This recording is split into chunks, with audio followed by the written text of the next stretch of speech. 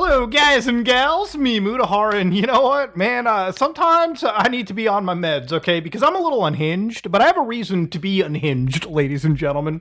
You know, as you all know, I don't like Ubisoft quite a lot. I honest to God, do not take pleasure in this company's stock price falling to below 10 euros, which is hilarious, by the way, but I also, I don't take pleasure in watching failure, okay? But when it's a company like Ubisoft, who, very recently, literally just came out and basically said, you cannot complain that it shut down a video game because you don't own your games, okay? The fact that Ubisoft is a company that pretty much wants gamers to be comfortable about not owning their video games is one of the reasons that I primarily don't care if this company shutters and fails, okay? Complete bankruptcy, complete loss of everything. It doesn't matter to me. And again, this point is something that I feel I 100% of you guys can back up on, okay? I believe, all right, with all the controversy that surrounds Ubisoft, there's a lot of people that want this company to succeed. There's a lot of people that want it to fail. And all of these are for reasons that are outside, in my opinion, the scope of what really is the problem. And that is owning games, okay? I think 100% of the people watching this video should probably agree that owning something that you purchase with your hard-earned money should not be taken away from you. And if you believe against that, then you're either somebody that works for Ubisoft's upper board or you're just a cuckold, okay? Really, to me, there's no logical reason why somebody would not want a video game to be in their, ownership, all right? To be something that they can play decades down the road. So for anybody that doesn't know, there's an amazing initiative by Ross from Accursed Farms called Stop Killing Games. I've talked about this probably over a year ago at this point. It's an initiative around the world, and you can get in on it as long as your country supports, some form of you talking in your legislature, and you can follow steps to basically convince your governments to start focusing on a lot of these scummy companies like Ubisoft that want you to not own your games. Ubisoft is a company that famously has been quoted alongside saying gamers should just become used to not owning their games, all right? This is the model that, in their opinion, needs to change. And I am firmly fucking against it. So just to make this super simple for everyone watching, okay? I want to read this lawsuit more specifically that Ubisoft has sort of brought up because they are actually getting sued because of the game known as The Crew. Now, quick primer, the game The Crew, was a game that was released by Ubisoft around a decade ago, and it's a open world live service racing game, right? It's a game where you can connect with your friends and drive around this sort of massive open world that reflects the United States, okay? So you can go all the way from New York to Los Angeles. I even made a road trip video in this game. It's an interesting concept. And it's a game that is connected entirely online. Now, if you play something like The Crew, if you've ever played it, you'd notice that most of the content can be played by yourself. So you can play the game and many of its races with artificial intelligence, like AI racers, like most racing games, okay? Most casual arcade racing games. Except this one requires you to be connected to servers 24/7. Well, for anybody that doesn't know, The Crew got shut down. And not only did it get shut down, but if you bought the game physically or digitally for $60 or whatever, that game was taken away from you. That game is no longer active. There have been no refunds. Ubisoft has not put together an offline patch, even though they absolutely could. The game was just basically yeeted away from you. And Ubisoft's response to this was, just buy Crew 2 or buy Crew Motorsport. Buy the sequels, which obviously also have a lifespan because they're also internet-connected games. So it begs the question, okay? Imagine, just if you go into the past, this is a game known as Need for Speed Underground 2, one of the best arcade racing games in the world, okay? A lot of people consider this to be one of their best games of all time. Now imagine if Underground 2 released in the modern gaming era where internet connectivity is a thing and live services are ever prevalent by big AAA companies. Imagine if you needed an online server to play Need for Speed Underground 2. You don't even have to think about that too much. There's a game known as Need for Speed 2014. Similar vibes? But you need an online connection at any given moment to play a game that primarily could be enjoyed by yourself with artificial intelligence to go up against. Now, a game like Underground 2, I can dig up a copy of, I can fire it up on my PlayStation 2 with my original PlayStation 2 copy and just play it with me. Maybe split screen, okay? And that's fine. It works from start all the way to the credit screen, I can play the fucking game.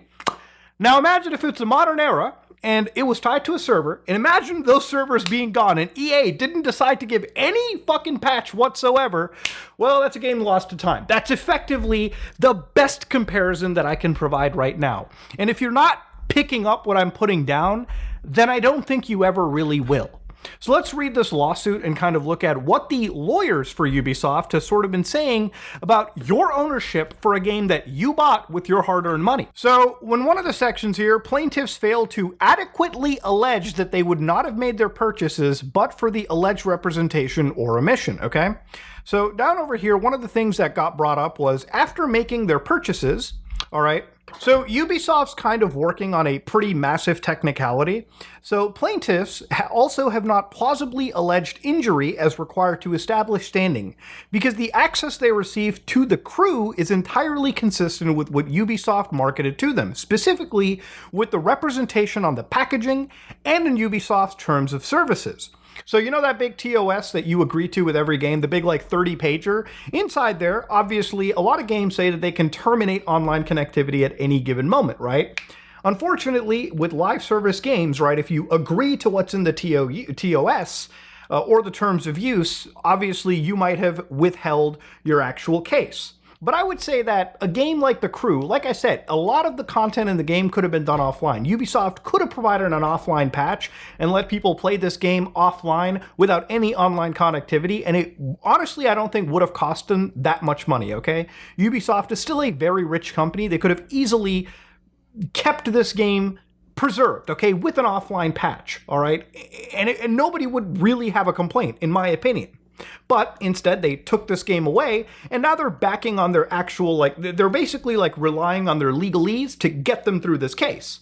So when you talk about the crew's packaging, well, let's look at the actual box art for the game. So one of the things that I saw kind of float around over here was obviously this box art. Now, I got different box arts over here, but for example, this one right over here, which appears to be the NTSC North American version, which would be our version. If you look at it real quickly, you can see that it's got the obvious IGN Best of E3, but to the left, it's got online connection required written on the box, available and present, right? Now, I don't know if this is true for every single version. Obviously, online on certain storefronts, you can see that this version doesn't have the online-only requirement, but that might just be like promotional box art. And of course, this person has like a copy of it where it says, internet connection required. This is a French box, I guess at this point, right? Or like a European box with the PEGI rating, and again, the different language. But yeah, it appears that in certain packaging, they are absolutely evident that the game is online required. Now, obviously, it's an online game. You might be wondering, Muda, if they put it on the box, shouldn't that be okay? Now, at the end of the day, ladies and gentlemen, I still don't think that's a good enough excuse. I still think if a game can primarily be played offline, Ubisoft really doesn't have any reason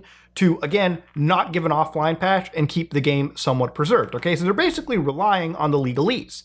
Now, with a lot of physical versions, not a lot, but there are some physical versions, for instance, games like Starfield for the Xbox don't necessarily write or stripe anywhere required internet, like some Xbox releases do. Now, this is actually even worse. It's a purely single-player game, and it could have all fit on one neat Xbox disc, maybe two if you had to, but unless you go to the back of the box and you start to look at this line here, broadband internet required for installation to download certain features, right? So it's required for installation. They've put it somewhere in the back that, yes, you need internet connectivity, not somewhere in the front that would obviously indicate to the person that they're buying a bum physical release. Now, for a lot of these games, I want to correct the record too. People will probably say, but Muda, all you're buying are licenses. These discs don't contain the game. Blatant misinformation. Now, there's entire websites like Does It Play, which I highly recommend if you care about physical media. Go to this website, put in any game, and you can basically see if those games are supported. Their physical releases are complete. So, for instance, if I put in games like Cyberpunk 2077, right? And I just check what the PS5 version of the game has. By opening that, it'll say, yes, the offline play is right there. It will say you need to have a download required with an asterisk. You need significant pieces of content that are actually missing from this physical release. But for instance, if you check the Xbox Series X version, you can see that it doesn't need a download required. In fact, this version of the game actually has all of the content available on the offline disc. It comes in 3 discs. You don't even need the internet. Now, to give you a quick idea, let's say you want to play a game like Grand Theft Auto 5, right, on your actual PlayStation 5. Now, as long as you have the physical copy of the game, you can try this for yourself on most consoles. Turn off your internet connection, like disable your Wi-Fi, pull out the Ethernet cord, put in a disk copy of a game, and watch it install from 0 to 100. It's not downloading from a server, it's just unpacking a package file on the actual disk.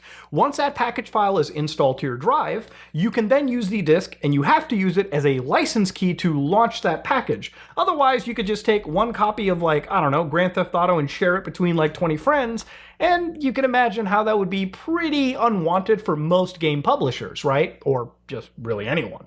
So obviously, this is how physical media works for the most part. A grand majority of games, even games as broken as Cyberpunk were on launch, will have a 1.0 version on the disc, primarily if they're also single-player titles. You can install the game, play it from the start menu all the way to the credits screen, and yes, you might need patches for, again, things like extra content, bug fixes, graphical upgrades, you get it, okay?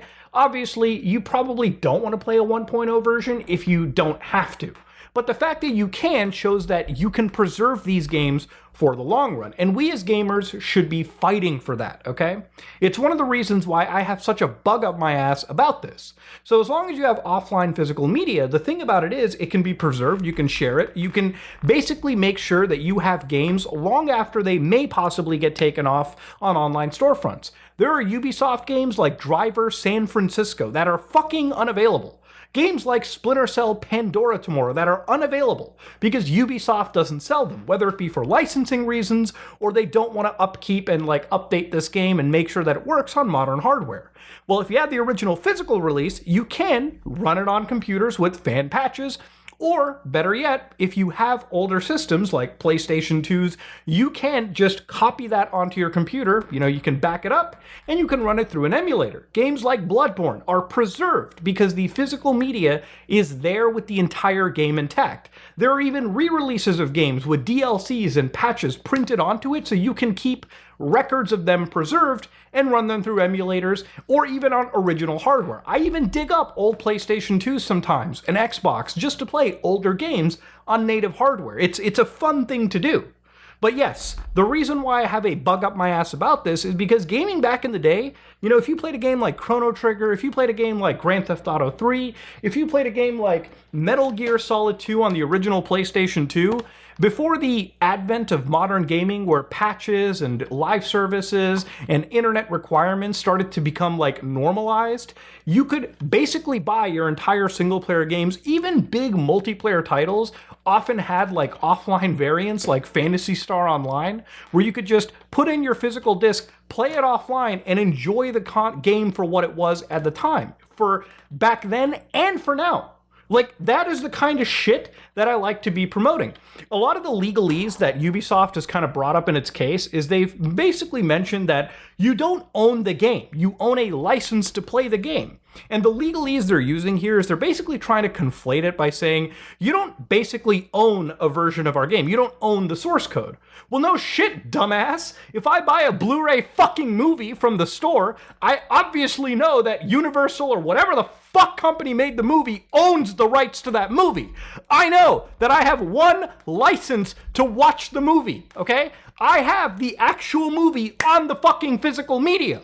As I know the game that, if I buy GTA 6, you fucking mongoloid, do you think that I automatically assume that I fucking owned the IP? Do you think that I have any IP ownership? Obviously, Rockstar and Take-Two clearly have it, Ubi. That's not what anyone's saying. But I do know that if they release the game on physical disc, I can install it to my PlayStation and fucking preserve it, okay? And I have it. That means that Ubisoft can't just yoink it away. A game like Assassin's Creed Shadows recently launched, and, for all intents and purposes, it's reviewed pretty well. There are people that enjoy this fucking game. But the game's physical media has an internet required sticker to it. And it's obviously internet required. You can install this game in the 1.0 version. Will check with Ubisoft servers. So if Ubisoft at some point down the road takes down that internet connection, or at some point, let's say 10, 15 years later, this game isn't preserved, a game as amazing as Assassin's Creed Shadows for some people may be unplayable. And this isn't Ubisoft's first rodeo at like shitty DRM. They've done this with Assassin's Creed 2 on the PC back in the day, where if you lost your internet connection at launch, it would just freeze the fucking game. Like, just imagine being such a fucking bitch about protecting and preserving your games that you inadvertently make it more annoying for the average person to just play it, okay? It's just dumb. And I wish people stopped defending this practice. I really wish this wasn't normalized. But it is. So again, to look further into this case over here, ladies and gentlemen, what Ubisoft was saying was plaintiffs enjoyed access to the crew for years before Ubisoft decided in 2023 to retire and shut down the servers of the 10-year-old video game. As if age had anything to do with this. People play games that are 20 years old.